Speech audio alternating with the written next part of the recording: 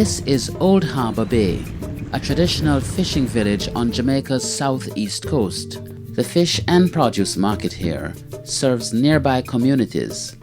Indeed, the catch is so highly valued that some people travel as far as 25 miles and more to purchase freshly caught fish.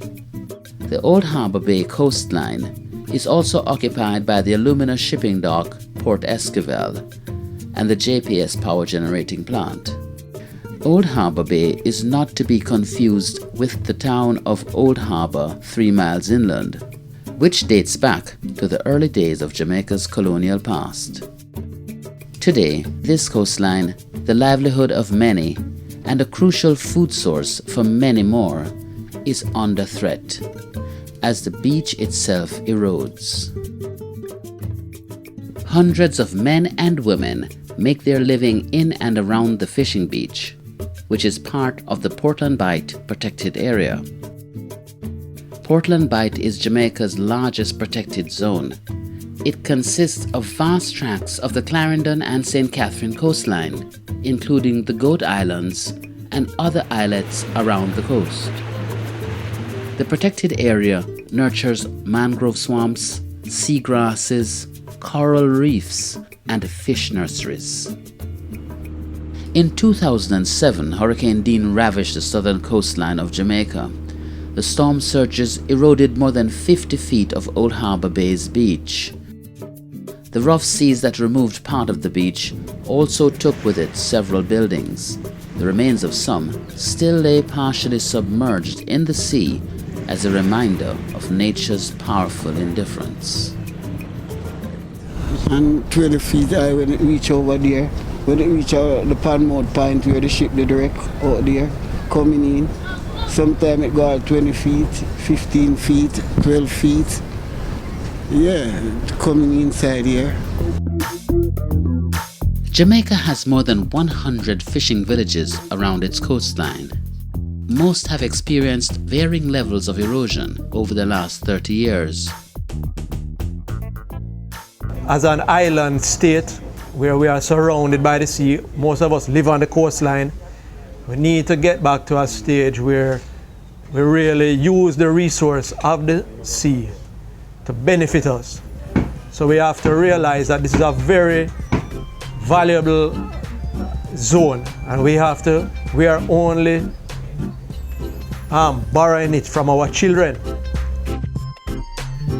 Beach erosion significantly impacts the economy of coastal areas because beaches are where humans interface with the sea for recreational uses, to entertain visitors as part of the tourism industry, and most importantly, for the employment of fisherfolk who depend on the sea for their livelihood.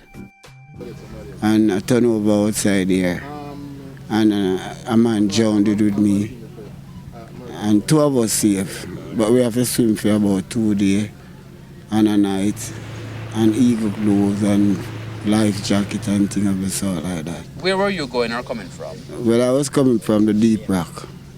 We call it a part house in the sea there named the Deep Rock, some lower bank, and well, the danger out of fishing out of sea, the people don't know it because really, one of the most dangerous thing. Any man who go out of sea and doesn't have on a life jacket attempt to commit suicide.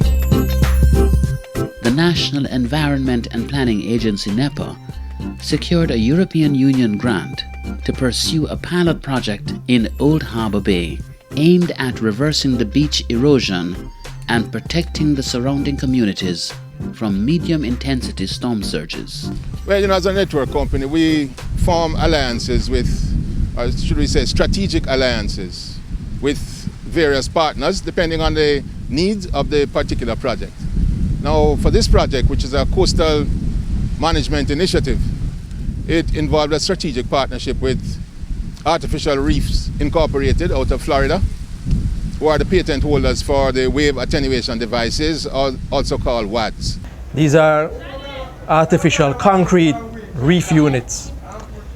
They vary in size. These are about 2 tons each, the ones that we're using on this project. And they have a special configuration that allows them to accrete sand on the beach without causing any of the normal erosion problems associated with seawalls. Wave attenuation devices, or WADs, are pyramid-shaped, hollow concrete structures that rebuild beaches by trapping the sand that float in the water as tides ebb and flow. Over time, the sand accumulates until the beach is completely rebuilt. So we will custom make them for different areas. For this one, we chose this size because we'll be using them relatively close to shore. But if you notice, they have triangular holes in them, which actually let the water flow through. So they're not actually blocking out water. There will be no problem with stagnation, and it will allow the sand to move in freely.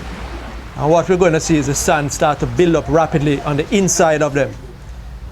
Now when we put them in, they're in a special configuration where all the bases are touching each other.